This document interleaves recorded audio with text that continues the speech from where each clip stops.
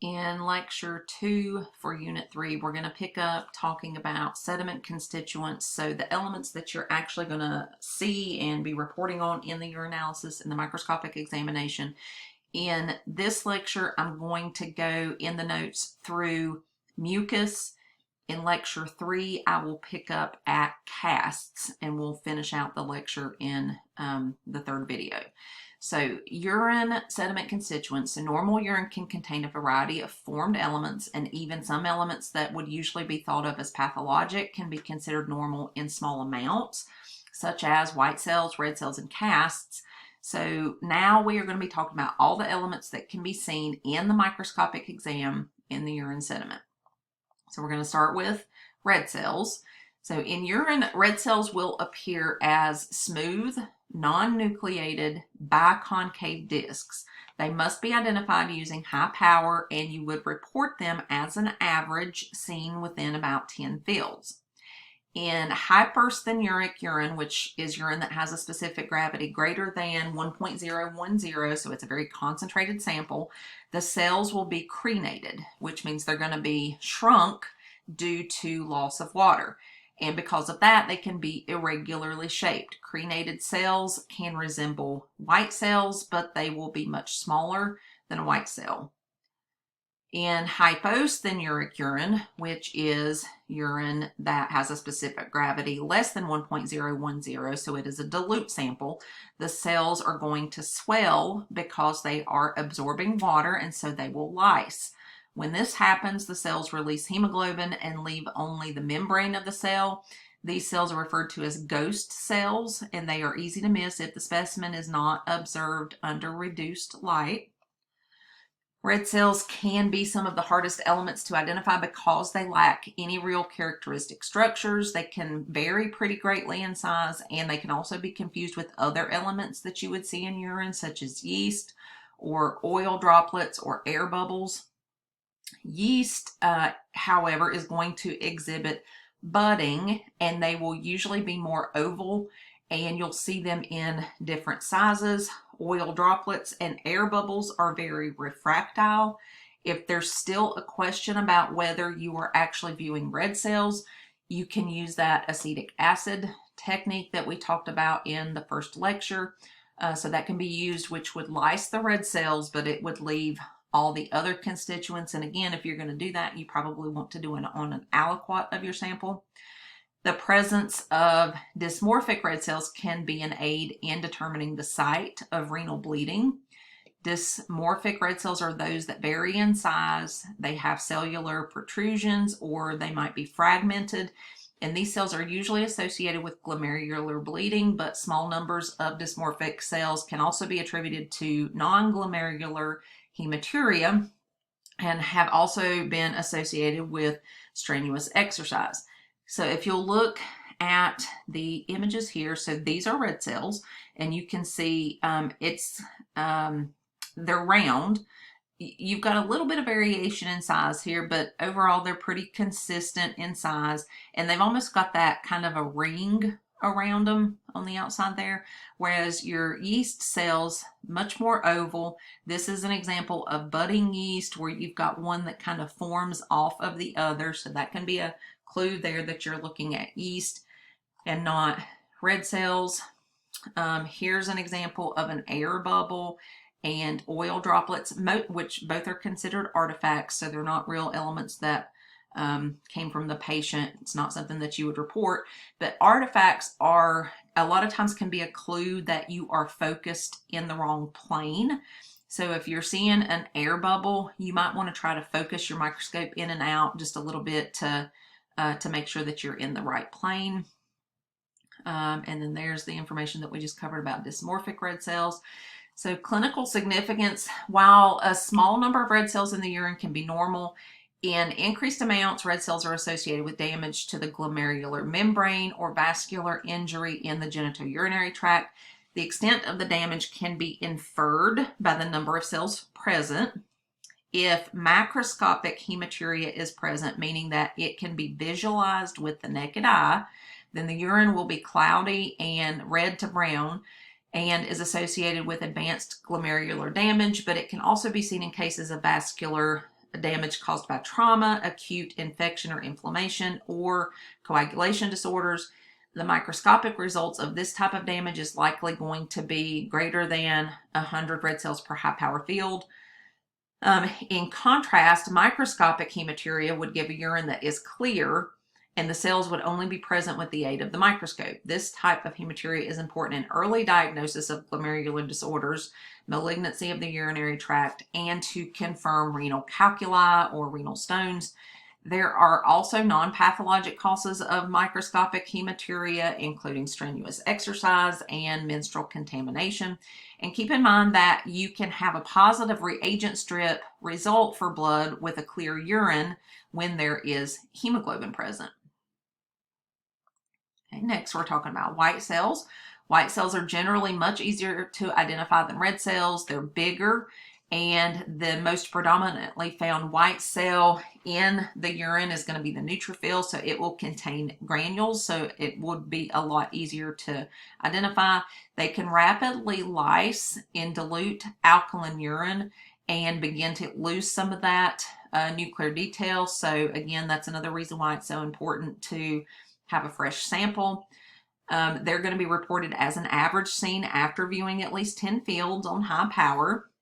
Neutrophils are referred to as glitter cells when they are introduced to hypotonic urine, because the cells are going to swell and exhibit what's referred to as Brownian movement, which is just a random motion taken on by particles in a fluid. So it gives them kind of a sparkling appearance. Glitter cells will be light blue when stained with Sternheimer Malbin, and they are not pathologically significant. And looking at this picture here, these are red cells. So all of these along the bottom here, or kind of towards the middle, are red cells. But in comparison, this is a white cell that you're looking at here. So it's a little bit bigger.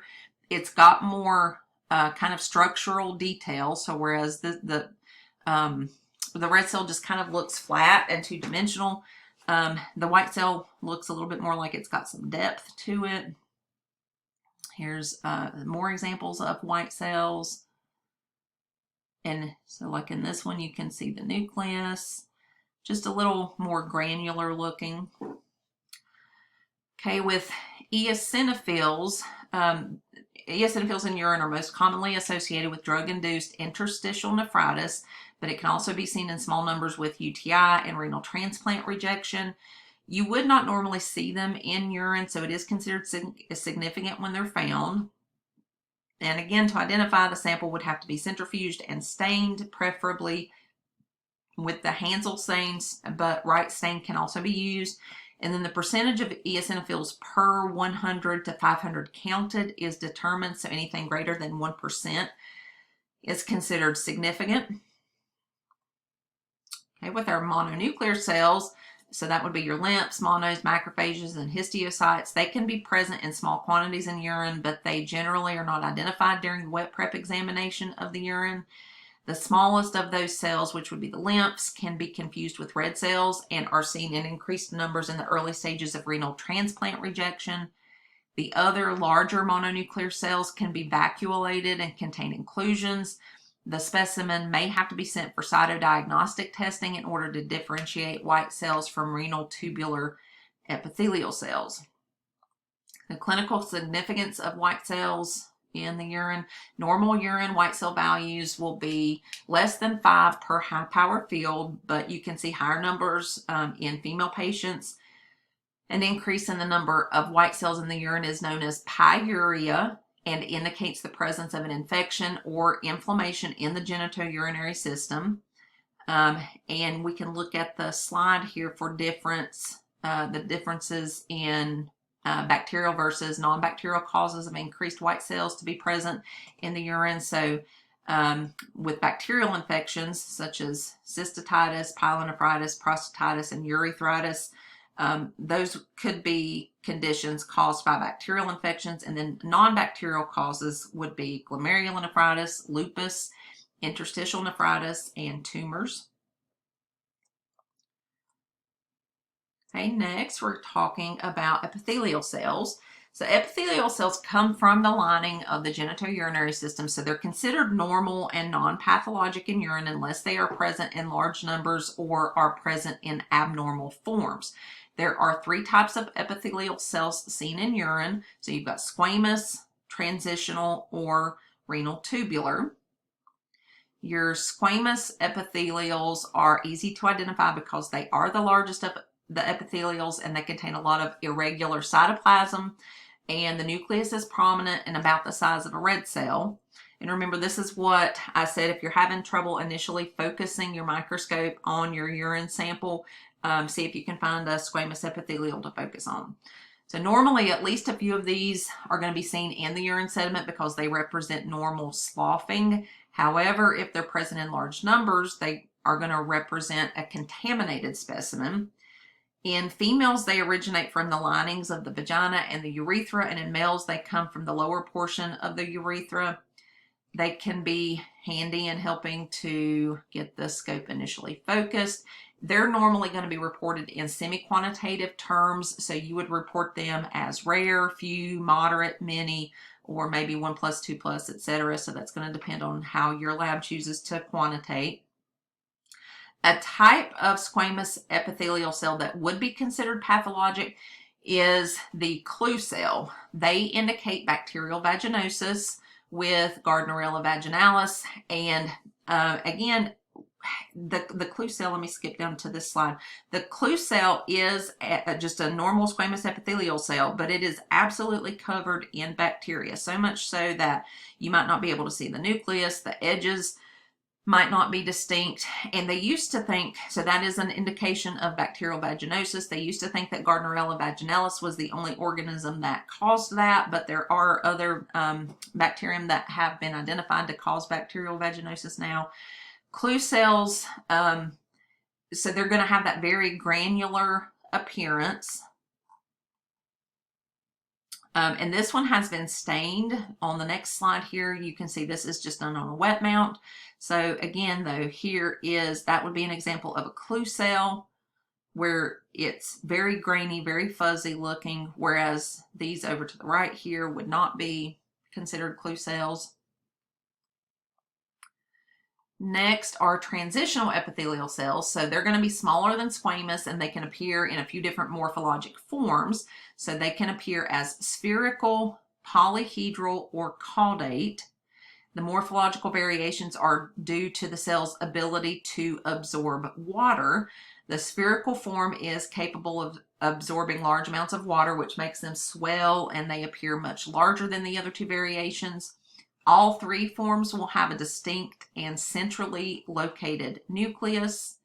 The spherical forms can sometimes be confused with renal tubular epithelial cells, but it's that centrally located nucleus as opposed to the eccentrically or off-center nucleus in a renal tubular epithelial. So that's what helps to distinguish them from one another. The caudate form looks like it has a tail, and the polyhedral form will have multiple sides. All of them are going to be reported in the same type quantitation as your squamous. Transitional cells also represent normal sloughing when they are present in small amounts. However, they originate from the lining of the renal pelvis, calyces, ureters, bladder, and from the upper portion in the male urethra. So increased numbers can be seen singly, in pairs, or in clumps. If they're seen in clumps, this is known as syncytia, and that's often seen following invasive procedures such as catheterization, and they're not considered clinically significant. However, if you are to see an increased number of them presenting with abnormal morphological characteristics such as vacuoles and an irregular nucleus, those should be referred to a pathologist because they could represent a malignancy or a viral infection. There's an example of the caudate form. So they look like they have a little tail, kind of looks like a face. And going back up to this one for just a minute, transitional are also referred to as urothelial cells. Okay, next we're talking about renal tubular epithelial cells. The size of these cells can vary depending on the area of the renal tubule that they originate from, with the cells of the proximal convoluted tubule being larger than the cells from other parts of the renal tubules.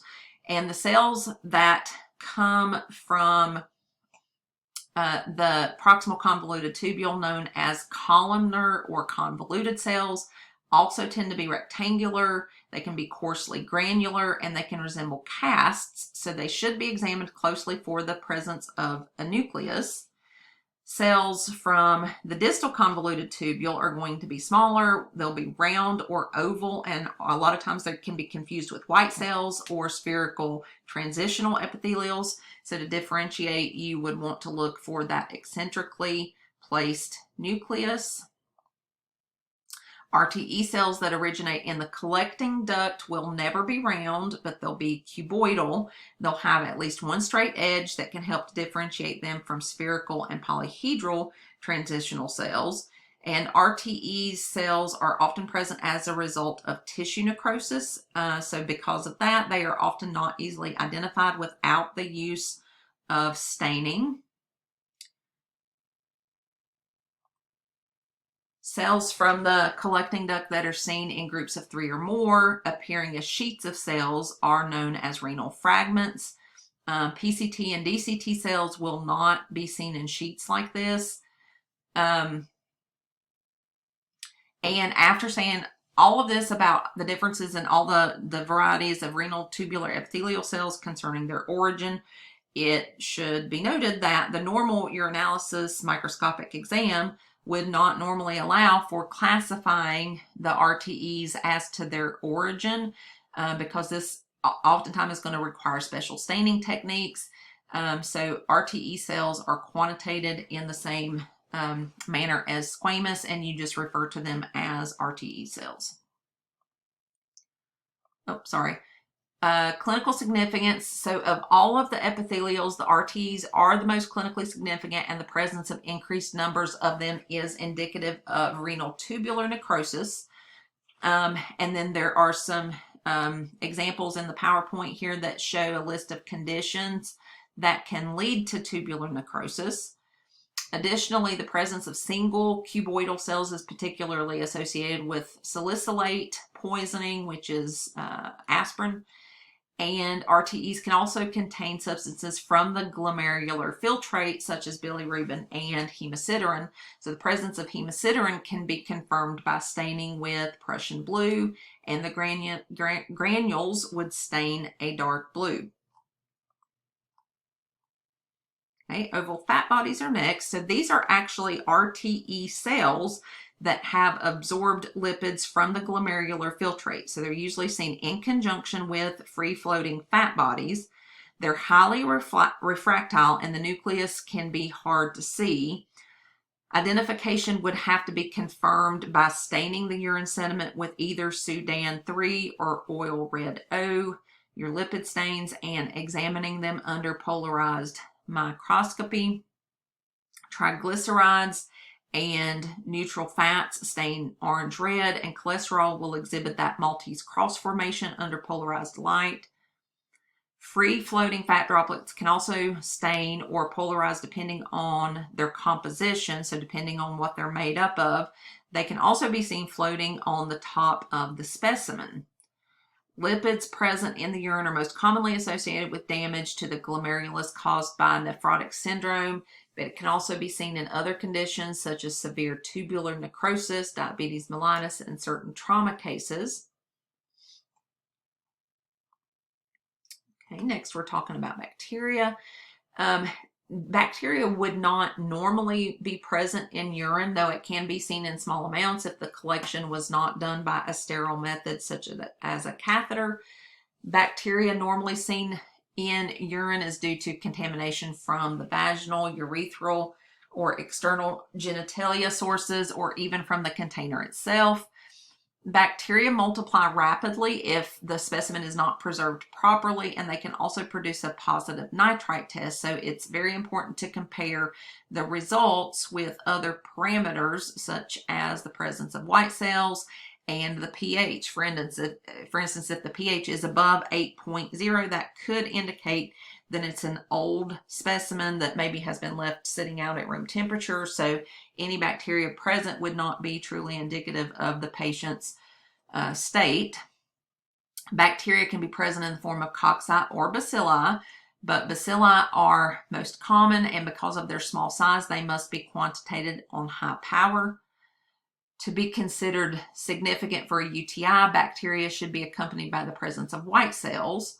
Also, bacteria will exhibit movement, whereas amorphous urates and amorphous phosphates will not, so that can help in differentiating between them. Phase microscopy can also help in identifying bacteria. Bacteria are usually going to be quantitated as trace, 1 plus, 2 plus, etc. And I will also say that if you're having trouble differentiating between bacteria and amorphous crystals a lot of times will kind of clump together, which you won't really see bacteria do. And again, the bacteria will be moving. And in this image here, we've got the squamous epithelial cells, and you can see what look like bacilli in the background here. Next is yeast. Yeast cells are small, oval, and refractile. They may or may not contain a bud and can often be hard to differentiate from red cells. In severe infections, they can appear in long branching forms, like what you see in the image here. And observation of the buds or branching can help to distinguish them from red cells. Yeast cells are common in the urine of diabetics because the acidic, glucose-rich urine is ideal for the growth of yeast. They can also be seen in immunocompromised patients and women with vaginal monolysis or yeast infection. A true yeast infection would be accompanied by the presence of white cells. And here's a good a slide that is a good example of the difference between white cells, red cells, and yeast. And this is good also just in showing the difference in the size of each of those elements. So the white cells are going to be the largest. They're going to have that kind of granular appearance. The red cells are going to be a little bit smaller. They're going to be round. A lot of time they're going to have that kind of circle around the edge. And then the yeast are going to be oval. A lot of times you can see them budding. So that's a good image to differentiate there. Next is parasites. The most commonly seen parasite in urine is Trichomonas vaginalis, which is a sexually transmitted pathogen that causes vaginal inflammation. Men are generally asymptomatic carriers. The troph or active feeding stage form of Trichomonas that is seen in urine is pear-shaped and has what is referred to as an undulating membrane that is easily identified in urine and wet preps. When it's not moving, they can be easy to confuse with other cells, especially white cells. But you can see the image here, it's got kind of a tail. You can see flagella. And if this was on a wet prep, he would be moving and wiggling all over the place. Another parasite that can be seen in urine, but not very commonly in the United States, is Schistosoma hematobium, which has been associated with bladder cancer in other countries. And then other parasites can sometimes be seen in the urine as the result of fecal contamination. So the one most commonly that would be the result of fecal contamination would be Enterobius vermicularis, which is the pinworm. Okay, next is spermatozoa. It's easily identified because of their oval, tapered heads and long tail. Urine is toxic to sperm, so most of the time when you see them in urine, they're going to be non-motile, as opposed to when you would see them in a semen analysis, where we want them to be motile. They can be found in specimens from men and women and are rarely of clinical significance, except in cases of infertility or retrograde ejaculation, which is when sperm is expelled into the bladder instead of the urethra. And it is common for the presence of sperm to also cause a positive reagent strip reaction for protein. And the slide here says reporting varies with laboratories. My kind of rule of thumb is if I see it on the microscopic examination, I'm going to report it. And at that point, it would be up to the doctor or the clinician to determine the significance of that. Okay, the last element that we're going to talk about in this lecture is mucus, and then we'll pick up in the next one with casts. Mucus is a protein material produced by the glands and epithelial cells of the lower genitourinary tract and the renal tubular epithelial cells. It can appear as irregular, thread-like structures. It's going to have a low refractive index, so low light is essential for identification if you're using bright field microscopy. And it can be present in specimens from male and female patients, though you'll see it more frequently in female patients, and it's really not of any clinical significance. Okay, so that's the last little bit of lecture for Unit 2. We'll pick up, Unit 3, Lecture 2, we'll pick up in Lecture 3 with casts.